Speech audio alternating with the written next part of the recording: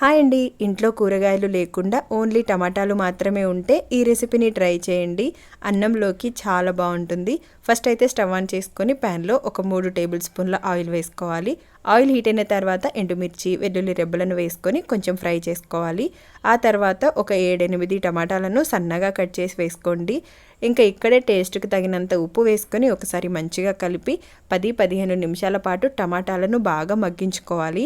ఈలోగా వేరొక ప్యాన్లోకి ఒక 1/2 టీ స్పూన్ ఆవాలు, 1/4 టీ స్పూన్ మెంతులను మంచిగా ఫ్రై చేసుకొని చాలా మెత్తగా దంచుకోవాలి. ఇంకా టమాటాలు ఈ విధంగా మగ్గిన తర్వాతకి ఇందులో కారం వేసుకోవాలి.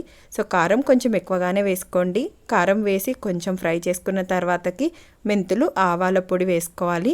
ఇంకా ఒకసారి మంచిగా కలిపి ఇంకొక 2-3 నిమిషాలు ఫ్రై చేసుకుంటే మన టమాటా పచ్చడి రెడీ అయిపోతుంది. పచ్చడిలాగా ఉంటుంది, కర్రీలాగా కూడా ఉంటుంది అనుకోండి. అన్నంలోకి చాలా బాగుంటుంది. తప్పకుండా ట్రై చేయండి. రెసిపీ నచ్చినట్లయితే లైక్ చేయడం మర్చిపోవద్దు. సబ్స్క్రైబ్ చేసుకోండి.